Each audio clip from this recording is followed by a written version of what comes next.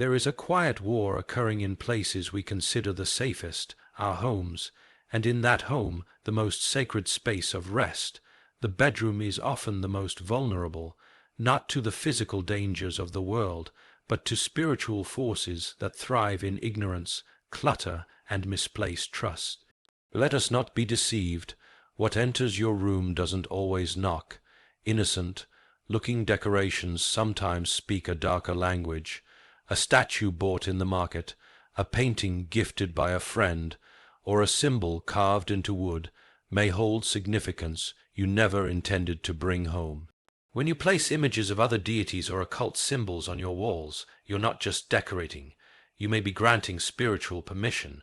The spiritual realm responds not to your intentions, but to your agreements, spoken or unspoken. When an idol enters, reverence shifts. What should be a place of peace becomes a stage for unseen actors. We are told these crystals calm anxiety, or this stone attracts love. But listen closely. What authority do these rocks claim? When you trust a created object to do what only the Creator can, you step into a subtle form of idolatry. These objects are marketed as harmless, even healing, but in truth, they tether you to a belief system that replaces prayer with energy and wisdom with vibrations. It's not about superstition, it's about misplaced faith. These things do not simply exist, they invite. These objects promise safety. Hang this, and nightmares will flee. But who granted them this power? And at what cost? The enemy loves to hide in promises of protection, especially if they bypass the source of all protection. When you sleep under a man-made charm, you unknowingly submit your spirit to it. Instead of guarding your dreams, it may begin to dictate them. Many people entertain themselves with books and movies filled with sorcery, curses, demonic possession, and spiritual chaos, and then wonder why they feel anxious at night. What you feed your mind becomes the atmosphere of your room. Fiction is powerful. Symbols penetrate. Words echo. Every story you let play as you sleep is building a temple or a trap. Spiritual forces are legalistic. They enter through what you entertain. You cannot invite darkness in for amusement and expect peace to stay. That old mirror from your grandmother, the wooden box from an old village, the necklace you found in the market. Objects carry memory. And some memories are violent, cursed, or consecrated to the wrong spirit. You do not know what rituals were spoken over them. You do not know what was welcomed through them. If peace left your room after such an item entered, don't ignore it. It is better to lose an object than lose your clarity. For centuries, mirrors have been considered more than glass. Some believe they reflect not just reality, but energy, even spiritual dimensions. When placed directly facing your bed or in strange configurations, mirrors can disrupt your sleep, distort your identity, and reflect spiritual activity back into your life. Whether or not you believe in the folklore, the spiritual world doesn't require your belief to function. Pay attention to the unease you feel when entering certain spaces. It is often a sign. It often starts innocently. A decorative statue purchased on a trip abroad, a tapestry with strange markings, a wall hanging that seems mystical or exotic. Most people don't think twice. It's art, they say. It's just culture. But there's a deeper layer to these objects, one that doesn't depend on your belief to operate. The spiritual world is not passive. It doesn't wait for your permission in the way you think. It moves through alignment. If you allow something spiritually charged into your home, even unknowingly, you may be offering a form of agreement, and your bedroom, a place meant for rest and restoration, can become a silent battleground. Unclean imagery is more than offensive content, it's spiritually magnetic. Images depicting occult symbols, demonic faces, serpents intertwined in ancient runes, or gods from polytheistic belief systems. These are not merely neutral decorations. Many are rooted in spiritual systems that intentionally invoke power. They were created for worship, to draw reverence, or to channel energy. When they find their way into your personal space, the spiritual intention tied to them often follows. In prophetic realism, we don't reduce everything to superstition. We acknowledge that the world is charged with meaning. Some items are not just visual, they carry memory. They were crafted for altars, used in rituals, or formed in environments thick with spiritual allegiance to something other than the divine. You may say, "I don't worship it, it's just there." But here's the prophetic truth: proximity often creates partnership. Just as faith comes by hearing, spiritual influence comes by dwelling. When an image that was once bowed to in worship now hangs over your bed, it has not forgotten what it was made for, and it does not care that you do not believe in it. The devil does not need your faith, only your silence. Idolatry today is often more subtle than golden calves. It slips in through fascination with otherworldly beauty, symbols of strength, or ancient wisdom. An Eastern dragon, a goddess figurine, a tribal mask, these may look aesthetic, but many were created to honor deities, invoke spirits, or guard against demons by appealing to other spirits. If an object was once sacred in another spiritual system, it doesn't lose its charge because you placed it on a shelf. Some people wonder why they can't sleep well, why nightmares keep recurring, why a heaviness lingers in the room that no therapy can lift. They've washed the sheets, changed the lighting, diffused oils, and played calming music. But they've never thought to take down the carved mask glaring from the corner, or the painting of the mysterious woman with 5 eyes hanging above the bed. They've never questioned what spirits that statue in the corner once represented in its original home. This is not about paranoia, it's about discernment. The spiritual realm responds to what you allow. The enemy doesn't need to speak to you.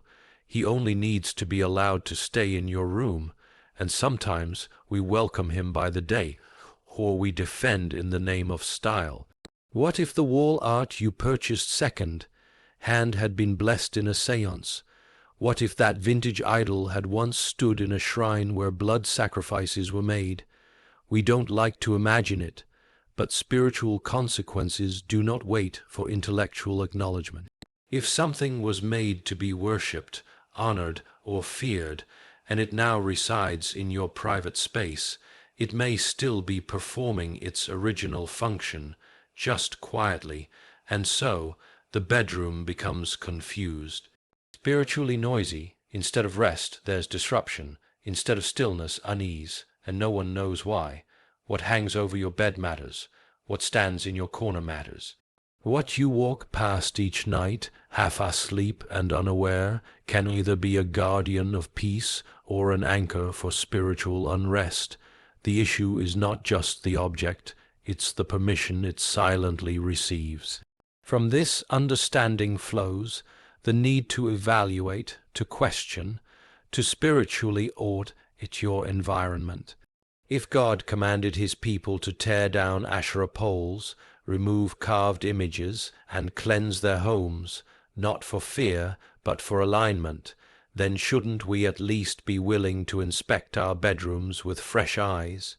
Because the room you sleep in is not just a room. It's the place where your soul rests, your dreams form, and your spirit is most vulnerable. It deserves purity. It deserves clarity. And more than anything, it deserves to be under the covering of light, not the shadow of idols. Once you begin to examine what decorates your room, not just with the eye, but with the spirit, you begin to realize how much has been normalized under the name of beauty, healing, and peace. And following closely behind the idols and unclean images, there comes another subtle intruder, this time cloaked not in false gods, but in light, energy, and alignment. I'm speaking of crystals and so-called energy objects. They sit on nightstands, they're hung from windows, some are even placed under pillows. They come in rose, jade, quartz, amethyst, each promising something: love, healing, peace, energy, clarity, and no one stops to ask, by whose authority. This is the deception. These objects claim to be neutral, but they are spiritually charged. The world doesn't market them as spiritual warfare, but spiritual wellness. It sounds noble. Who doesn't want calmness, focus, or harmony? But what people forget, what the enemy hopes they never discover, is that there is no such thing as neutral spirituality. You are either drawing from the true source, or you are channeling from a counterfeit one. You may have removed the statue of an idol from your shelf, but if a crystal now sits in its place, one you've been told will balance your energy or protect you from negativity, then the altar has simply changed shape. This is not superstition. This is spiritual authority. Crystals and energy items operate as modern idols, objects given spiritual assignments without ever being questioned, and what makes them even more dangerous is that they appear helpful. They aren't grotesque or intimidating. They're attractive, polished, beautiful. Their deception is covered in light, but the enemy often disguises himself as an angel of light, and the most effective traps are not the ones you fear, but the ones you desire. We live in a generation that is obsessed with self, healing but allergic to surrender. So instead of prayer, people reach for a rose quartz to open the heart chakra. Instead of seeking peace through repentance, they hold an amethyst and chant affirmations to clear negative vibrations. But these are not mere habits, they are replacements. They substitute God's spirit with cosmic energy, His voice with frequencies, His healing with vibrations. When you bring these things into your room, you are not just bringing in minerals. You're bringing in ideologies, spiritual belief systems wrapped in aesthetics. You're accepting a silent theology that tells you, you don't need to pray, hold this instead, sleep with this under your pillow, trust this to absorb your stress. It's subtle, but it's spiritual treason. You may not bow before a crystal, but you touch it, rely on it, and believe in it to do what only heaven has the authority to do. That's worship by another name, and the room begins to change, the atmosphere shifts. The dreams become darker, the anxiety doesn't leave, it only hides. People claim they feel more connected, but they don't realize they've connected to something unclean. They feel calm, but it is a calm that numbs, not one that heals. And slowly the soul grows dull, less sensitive to truth, more open to deception. Some say, but God made crystals, they're just stones. Yes, He did make them, but not for divination, not for spiritual manipulation. Just as bread was made for nourishment, but in the wrong hands it can become bait. Even in Scripture, precious stones were used in the priestly garments, not for self-worship, but as symbolic representations under God's command. They weren't channeling energy. They were part of God's design under His authority. When man takes what was made by God and gives it powers that belong only to Him, it ceases to be beauty and becomes rebellion. And so the bedroom becomes confused again. Objects that promised balance now disturb the soul. Rest becomes elusive. Peace turns into emotional silence. You no longer hear clearly, and you wonder, why? Because you've filled your sacred space with counterfeits, with tools that bypass the giver in search of the gift, with rocks that do not speak but are treated like they have voices. First came the idols. Now comes the enchantment, and soon the line between the spiritual and the sensual is blurred entirely. If your room is a sanctuary, it cannot be shared with spirits that demand your trust without giving you truth. The presence of one wrong object can be enough to welcome confusion, especially when that object asks to be held instead of God's word, touched instead of His promises, trusted instead of His Spirit. And what you depend on in secret will define the atmosphere of your rest. Once trust is redirected, first from the living God to artistic idols, and then from divine guidance to energetic stones, the stage is prepared for something even more deceptive, the belief that man-made objects can spiritually protect you. And this belief most commonly enters the bedroom through dreamcatchers and talismans. At first glance, these items appear harmless. a dream catcher with woven threads and feathers swaying gently by the window, a necklace with a charm meant to ward off evil, a bracelet designed to protect your aura. But behind these items lies a powerful assumption that protection can be manufactured. What was once reserved for divine covering is now outsourced to handcrafted objects. The dreamcatcher, often hung above the bed, is believed to filter dreams, letting the good ones pass through and trapping the nightmares. But consider what this truly implies. It suggests that an object made by human hands holds power over your spiritual life while you sleep. That an arrangement of string and feathers can protect the soul while it is most vulnerable. This is not just folklore, it is a silent theology. It tells you that you do not need divine covering when you have the right ornament hanging above your head. And that's how the enemy operates, not by shouting, but by replacing. First, he replaces discernment with decoration, then he replaces protection with a product, but the reality is this: there is no power in woven thread. There is no spiritual authority in feathers, and the more we rely on these things, the less room there is for the true spirit of protection to operate.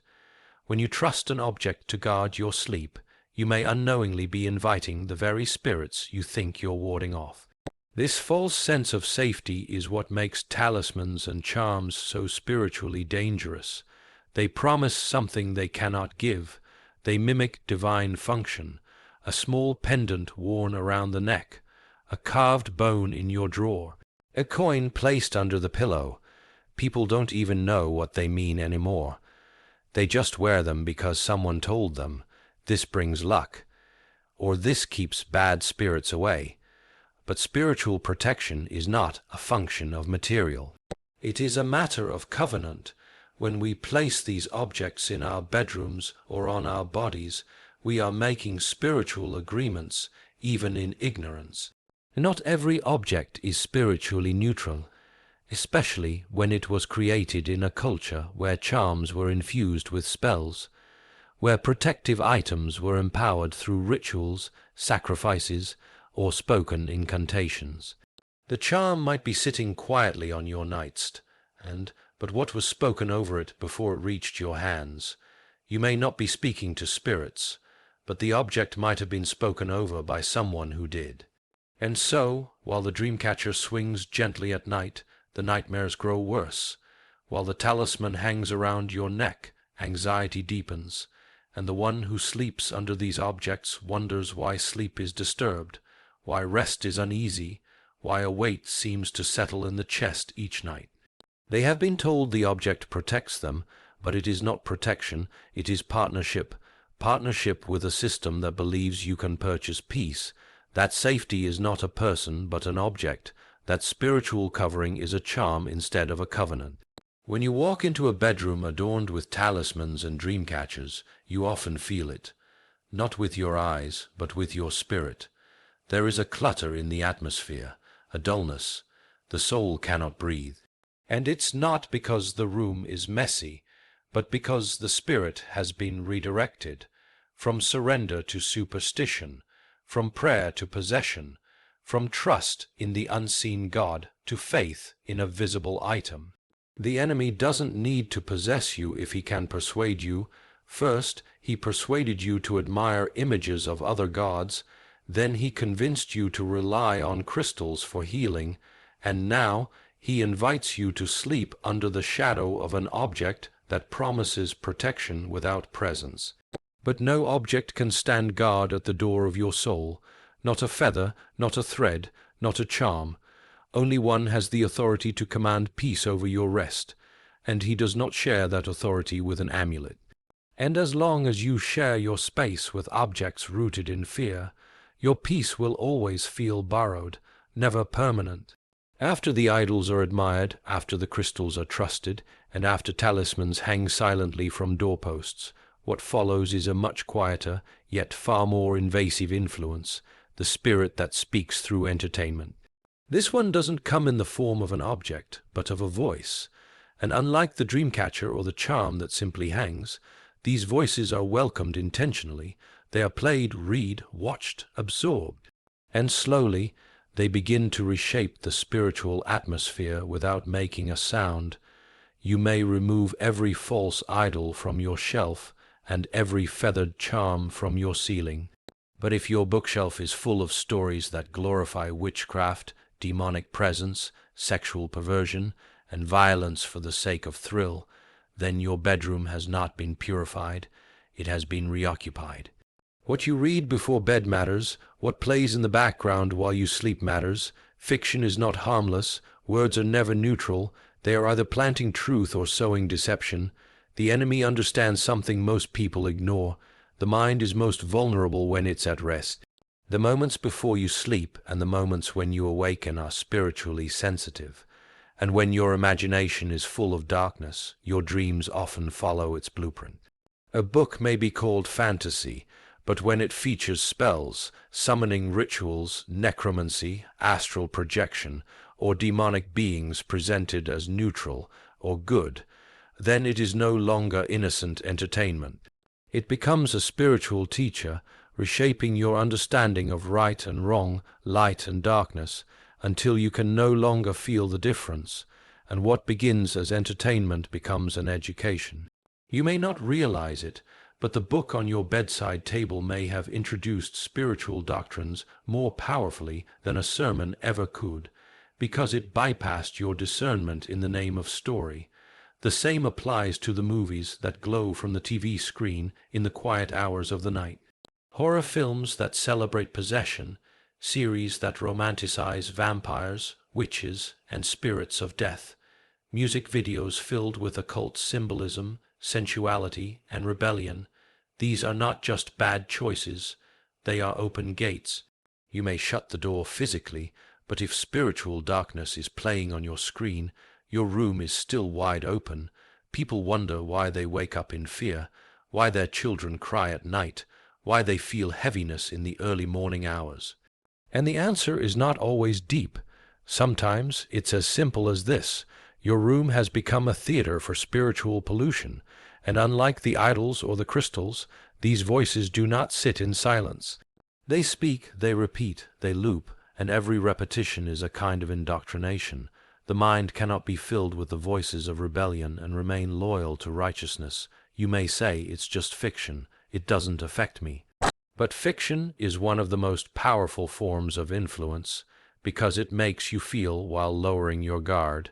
You begin to sympathize with evil because it's presented in human form. You begin to overlook sin because it's wrapped in a compelling narrative. You begin to desire what God never intended you to desire, because you've made a habit of entering worlds where darkness is beautiful and righteousness is mocked. And so, your room becomes more than a bedroom. It becomes a sanctuary for imagination that has no boundaries. Your bookshelf becomes an altar, your screen becomes a portal, and every story you consume builds a temple in your mind, either to truth or to falsehood. The talismans promised you protection, the crystals promised you healing, but now the books and shows promise you understanding, and that promise is perhaps the most dangerous of all, because it convinces you that light and darkness can coexist peacefully, that you can watch evil and not be shaped by it, that you can laugh at sin and still live in purity, that you can play with shadows and walk in light. But the spirit world is not impressed by your sophistication. It doesn't care if the book won awards or if the movie had 5 stars. What matters is what you're giving your eyes, your ears, and your heart permission to dwell on, because what you entertain begins to train you. What you feed your imagination begins to mold your identity, and what your bedroom hosts in silence may one day speak loudly in your soul. When your bookshelf has become an altar and your screen a portal, you begin to realize not every spiritual door is opened by your own hands. Some were opened by the people who came before you, and their belongings, now resting quietly in your bedroom, may still carry the weight of those decisions. There are things we inherit out of love, tradition, or nostalgia. An old photo frame, a mirror passed down from a grandparent, a piece of furniture salvaged from a relative's home, a necklace, a ring, a handwritten letter. We treasure these things because they connect us to family, to history, to memory. But memory alone does not make something spiritually safe. Some of these items carry more than dust. They carry residue. Just as a room can retain the scent of fire long after the flames are gone, objects can carry the imprint of the spirits they were exposed to. Not every antique is a treasure. Some are relics of bondage. Some carry histories of witchcraft, bloodlines devoted to darkness, or generational curses rooted in unrepented sin. You may think you're just sleeping next to an old grandfather clock, but if that clock once stood in the home of someone who practiced divination, spoke to the dead, or rejected God in favor of spiritual rebellion, then what rests in your room is not merely a timekeeper. It's a silent witness to that rebellion. You may have never touched the occult, but if your grandmother did, and her mirror now hangs above your dresser, then the spiritual contamination may have followed the object into your home. And if you've ever wondered why, despite your prayers, the room feels heavy, the dreams feel strange, or there's a coldness that lingers even in daylight, perhaps the answer lies in something you didn't buy, but inherited. Spiritual inheritance doesn't always look like behavior. Sometimes it looks like furniture. The books introduced new voices. The shows planted seeds. But now, the spiritual history of someone else has found shelter in your space, not through media, but through matter. A chest, a candle holder, a blanket. You may not know its story, but stories have been told through it, around it, and perhaps even to it. In many cultures, objects are not just passed down. They are blessed, dedicated, or even cursed. It may have been a harmless act in someone's eyes, a ritual to protect the home, a charm to keep peace, but spiritual power does not operate on innocence, it operates on alignment, and once an object is consecrated for one purpose, it rarely forgets. Even in Scripture, God was specific about items that had been used in idol worship or pagan rituals. They were not to be reused, they were to be destroyed, not because they were made of evil material, but because of what they had been dedicated to. You may be decorating your bedroom with sentimental items, but sentiment does not sanctify, and the spiritual realm doesn't honor nostalgia. It honors authority. If that hand, carved cane, belonged to an ancestor who practiced sorcery, then it's more than wood. If that pendant belonged to a woman who spent years invoking spirits, then it's more than jewelry. These items may have been passed down with love, but love doesn't cancel legacy. Legacy must be broken intentionally. This is where spiritual clutter hides, in the things we don't question because they remind us of someone we loved. But love is not the test of spiritual safety. The presence of peace is. And if peace has left the room since that object entered, don't ignore the connection. Objects are not always neutral, especially when they outlive the people who once charged them. You may have never known what your great-uncle did with those books, or what that ring was used for when your great-aunt wore it. But spiritual activity doesn't stop when the person dies. Sometimes it waits, sometimes it follows, and the bedroom, your resting place, your sanctuary, is often the first place these inherited spirits seek to reside. This is not to stir fear, it is to awaken discernment, because many cry out for deliverance, but never consider that the chain is not wrapped around their mind, it's sitting on the shelf above their bed. When the idols lost their place, the crystals stepped in. When the charms were removed, the media continued the conversation, and now the enemy enters again, not through what you've chosen, but through what you've inherited. Some inherit wealth, others inherit bondage in disguise, and if peace has become a memory in your bedroom, perhaps the question is not what you've allowed, but what you've kept without examining, after the idols were introduced and the crystals trusted, after the Dreamcatchers were hung and the fiction whispered, after the antiques arrived, carrying stories unspoken, there remains one more silent companion in the room. It doesn't speak, it doesn't move, but it watches, it reflects, and its presence, when misplaced, can shift everything. The mirror. Most people see mirrors as harmless utilities, simple glass meant to reflect the physical. But those who walk with spiritual eyes understand, in the wrong place, with the wrong intent, even glass can become a gate. There is a reason mirrors have always been present in occult rituals, seances, and ancient folklore. There is a reason they are featured in legends and superstitions across continents and civilizations, because spiritually, mirrors do more than reflect your face. They reflect energy, atmosphere, and in some cases, activity. It begins subtly, a mirror placed directly across from your bed, one positioned to reflect your body as you sleep, another angled toward the door, as if silently watching both your exit and your entrance. You may not notice anything at first, but over time the spiritual atmosphere becomes unsettled, sleep becomes lighter, dreams become more vivid, even aggressive, the room feels busy, and what was once a space of stillness begins to hum with invisible tension.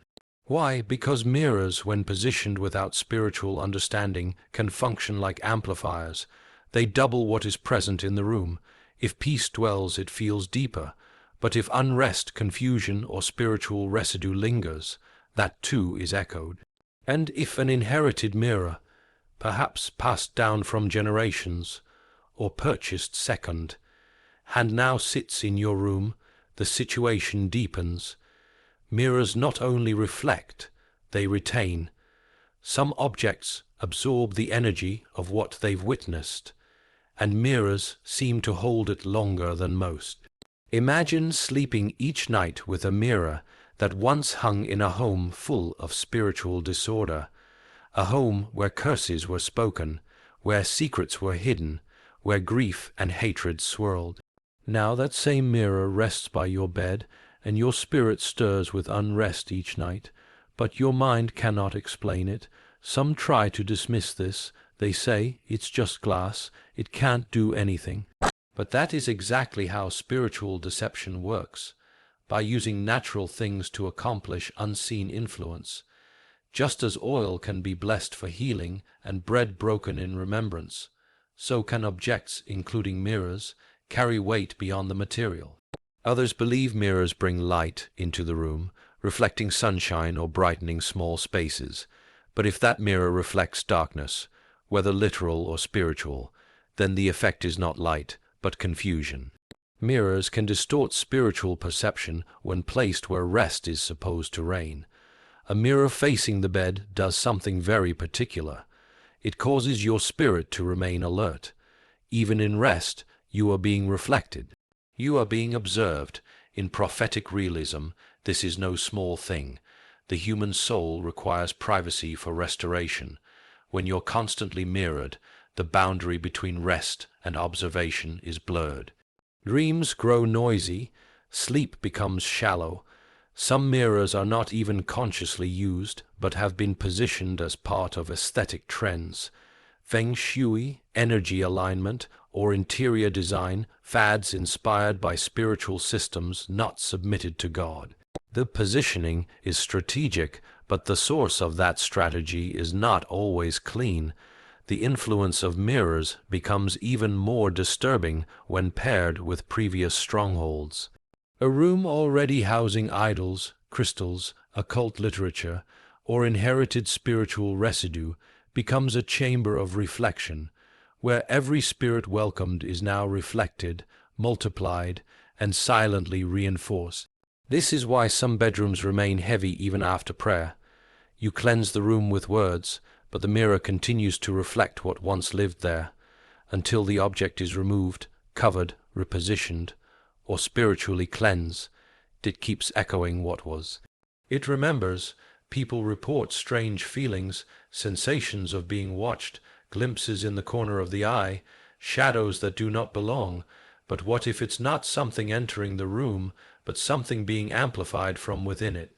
What if the mirror is not a window, but a mouth, silently repeating what your soul is trying to forget?